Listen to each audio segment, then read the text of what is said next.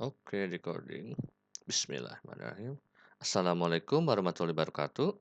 Perkenalkan, nama saya Rizky Aditya Surya Pratama atau biasa disingkat SP, SSIMT. Lalu di video kali ini yaitu untuk mata kuliah Struktur dan Fungsi Biomolekul atau disingkat SBM. Pertemuan 9 ini saya akan fokus membahas mengenai karbohidrat. Saya bagi menjadi dua video ya. Jadi yang pertama di video kali ini saya akan bahas, fokus di monosakarida dan oligosakaridanya atau awal-awal dari karbohidratnya, baru di pertemuan selanjutnya saya akan masih membahas karbohidrat tapi fokus ke polisakaridanya.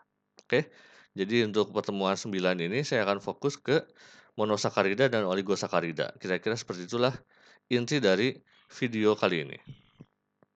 Oke, next. Jadi, untuk gambaran awalnya, saya akan memberikan videonya dulu, yaitu mengenai carbohydrates, sumbernya dari Ricochet Science YouTube channel. Oke, supaya lebih jelas mengenai karbohidrat ini, mari kita nonton saja dulu video singkat ini.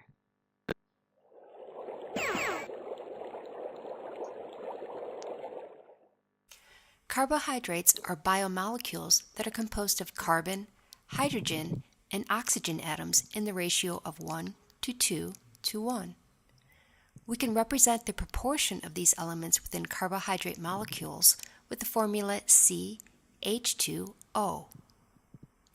Most carbohydrates are characterized as either monosaccharides, disaccharides, or polysaccharides. The term saccharide is just another word for sugar.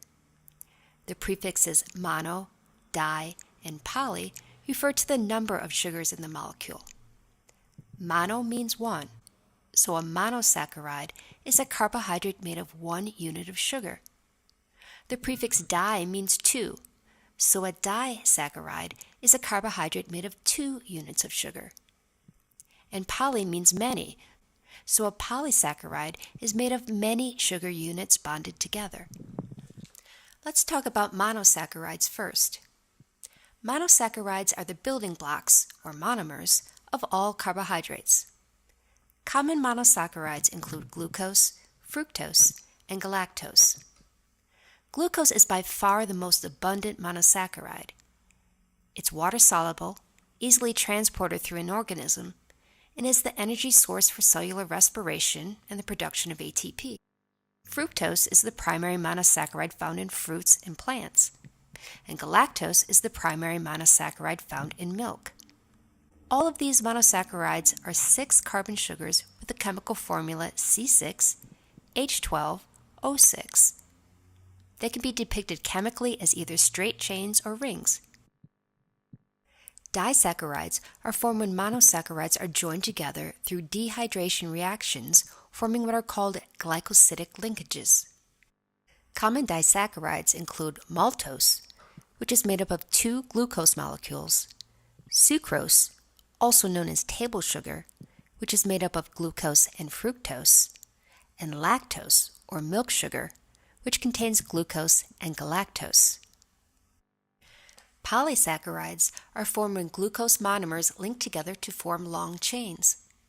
These long chains of glucose units are ideal for storing energy. The chains can be straight or branched. Plants store energy in the form of amylose, which has straight chains, or amylopectin, which is branched. Animals differ from plants in that they store energy in the form of glycogen, which is a highly branched polysaccharide that can be broken down quickly to supply energy to tissues. Other polysaccharides, such as cellulose, chitin, and peptidoglycan, serve as structural molecules in organisms. The most abundant polysaccharide is cellulose. Cellulose is a straight-chain polymer of glucose, like amylose, but it differs in the configuration of the bonds between the glucose units. Most organisms are unable to break these bonds and cannot use cellulose as a source of energy. Instead, cellulose is used to add strength to plant cell walls. Chitin is a structural polysaccharide found in animals and fungi. It makes up the exoskeleton of insects and crustaceans. Its unique properties are a result of chitin having amino groups attached to its sugar monomers. Peptidoglycans are complex polysaccharides found in the cell walls of bacteria. The macromolecule is both flexible and rugged due to its structure. Each monomer of the polysaccharide has a peptide chain attached to it. Often, we refer to carbohydrates as being either simple sugars or complex carbohydrates. Monosaccharides and disaccharides are commonly referred to as simple sugars. The term complex carbohydrates refers to the polysaccharides.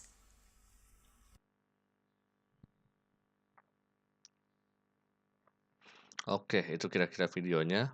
Penjelasan singkat mengenai karbohidrat. Karbohidrat ya. Mulai dari monosakarida, disakarida, sampai yang paling kompleks yaitu polisakarida. Di video kali ini saya akan membahas fokusnya ke mono dan disakarida. Yang simple sugarsnya dulu. Oke, baiklah pertama, ya, saya fokus dari ini dulu. Definisi karbohidrat. Jadi karbohidrat adalah suatu polimer atau senyawa polihidroksi atau dari aldehid atau polihidroksi keton. Karena itulah karbohidrat itu mempunyai dua gugus fungsional yang penting. Ada gugus hidroksil, ada gugus keton atau aldehid gitu. Karena merupakan senyawa polimer dari hidroksi aldehid atau polihidroksi keton gitu.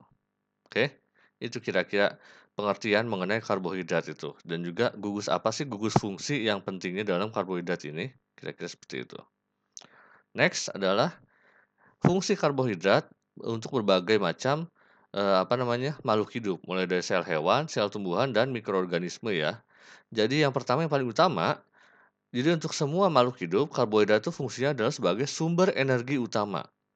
Dalam hewan yaitu dalam bentuk glukosa, tumbuhan dan mikroorganisme dalam bentuk glukosa juga.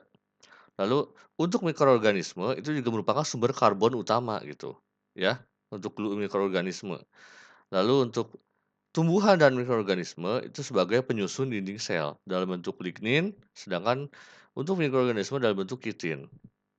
Lalu fungsi berikutnya adalah sebagai penyimpan membran sel untuk hewan dan tumbuhan dalam bentuk glikolipid dan glikoprotein, sedangkan dalam mikroorganisme dalam bentuk peptidoglikan. Lalu sebagai penyusun asam nukleat juga, yaitu dalam bentuk DNA dan RNA ya, yaitu untuk karbohidratnya bentuknya adalah deoksiribosa dan ribosa untuk hewan, tumbuhan, dan mikroorganisme. Dan terakhir sebagai cadangan energi, yaitu apabila energi kita habis, yang pertama digunakan sebagai cadangan energi adalah karbohidrat atau dalam bentuk glukosanya. Jadi glukosa disimpan apabila diperlukan digunakan untuk sebagai sumber energi itu. Dalam sel hewan disimpan sebagai glikogen, dalam tumbuhan disimpan sebagai amilum. Sedangkan mikroorganisme tidak sampai level untuk menyimpan glukosa. Jadi ya apa adanya saja sumber energinya sebagai glukosa ini, nggak ada cadangannya gitu. Oke. Nah, klasifikasinya untuk karbohidrat ini ya seperti tadi dijelaskan di video tadi, ini ada 4 karena ada oligosakarida ya. Jadi monosakarida itu karbohidrat paling sederhana, di mana hanya terdapat satu saja gitu monosakaridanya, karena mono adalah satu. Jadi sudah paling sederhana dan tidak dapat dihidrolisis lebih lanjut. Yang berikutnya adalah disakarida, itu adalah karbohidrat yang mengandung 2 satuan monosakarida. Di 2, oke? Lalu yang berikutnya sebelum polisakarida itu sebenarnya ada juga oligosakarida, yaitu adalah karbohidrat yang jika dihidrolisis dia akan menghasilkan 3 sampai 8 satuan monosakarida. Jadi untuk oligo ini mulai dari 3 sampai maksimal 8. Nah, di atas 8 sampai ratusan atau bahkan ribuan itu namanya adalah polisakarida. Jadi itu adalah karbohidrat yang jika dihidrolisis dia akan menghasilkan banyak sekali satuan monosakarida gitu. Oke. Di sini saya fokus ke mono dan disakaridanya di video kali ini ya. Pertama yaitu monosakarida. Jadi monosakarida seperti yang saya jelaskan barusan adalah senyawa gula yang paling sederhana di mana dia memiliki rumus molekul CH2ON ya. Lalu di alam, umumnya terdapat dalam konformasi D atau dextro, jadi lebih ke putarannya ke arah kanan gitu, dextro. Terdapat dalam dua bentuk yaitu aldosa, yaitu jika mengandung gugus aldehid atau CHO, dan ketosa jika mengandung gugus keton atau CO gitu. Oke. Nah, klasifikasi monosakarida itu dilihat dari jumlah atom karbonnya. Misalnya, aduh ini punten agak buram ya karena saya ambil dari buku. Jadi jumlah atom karbon dalam satu gula untuk yang 3 itu namanya triosa, 3, 4, tetrosa, 5 pentosa, 6 heksosa, dan 7 adalah heptosa. Yang paling banyak terdapat di alam adalah yang 6 ini atau heksosa. Apa saja yang paling banyak? Seperti ini misalnya, 3 yang paling banyak atau heksosa yang paling banyak di alam. Strukturnya sebagai berikut. D-glukosa yaitu konformasinya dextroglukosa seperti ini, strukturnya. Lalu D-galaktosa juga seperti ini. Ini mirip-mirip ya glukosa dan galaktosa, bedanya apa? Yaitu beda posisi OH-nya. Kalau ini kanan, kiri, kanan, kanan. Kalau yang galaktosa kanan, kiri, kiri, kanan. Oke.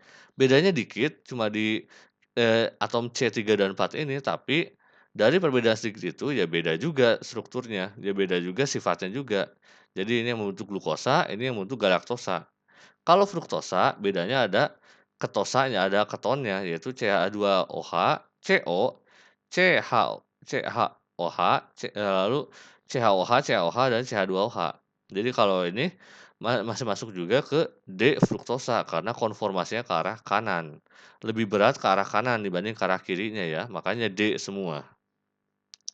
Oke, jadi ini kira-kira monosakarida yang paling umum yaitu heksosa, D-glukosa, D-galaktosa, dan D-fruktosa.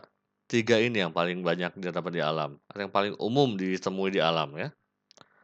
Next adalah oligosakarida. Jadi, yang paling umum ditemukan dalam bentuk disakarida itu adalah 2 unit gabungan monosakarida. Ini untuk disakarida, tapi ikatan antara monosakarida tersebut disebut ikatan glikosida atau jembatan O gitu ya.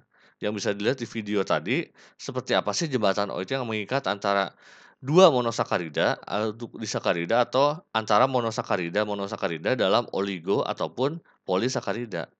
Contohnya adalah sukrosa, itu glukosa dan fruktosa, Gl dan F. Maltosa, glukosa dan glukosa, Gl dan Gl. Dan terakhir laktosa, glukosa dan galaktosa, Gl dan Ga gitu. Ini contoh-contoh disakaridanya. Nah, terakhir adalah polisakarida. Ini saya bahas sedikit ya sebelum saya bahas lebih detail di pertemuan berikutnya atau video berikutnya. Polisakarida itu merupakan polimer dari unit monosakarida. Unit monomer itu bisa homo atau hetero polisakarida. Jadi bisa sama semuanya, misalnya glukosa, glukosa semua atau campuran hetero, glukosa dan galaktosa atau glukosa dan fruktosa dan sejenisnya. Jadi perbedaan antara satu dengan yang lain terdapat di unit penyusunnya, ikatan yang menghubungkan dan rantai cabang yang terbentuknya. Dan ini juga unit-unitnya itu untuk monosakaridanya dapat dihubungkan secara linear atau dapat juga bercabang. Contohnya, polisakarida dalam makanan, misalnya pati dan glikogen gitu. Itu kira-kira sekilas mengenai karbohidrat, monosakarida, disakarida, dan polisakarida. Oke, terima kasih banyak sudah menonton video ini sampai akhir. Jangan lupa klik like, komen, dan juga subscribe channel saya ini. Wassalamualaikum warahmatullahi wabarakatuh.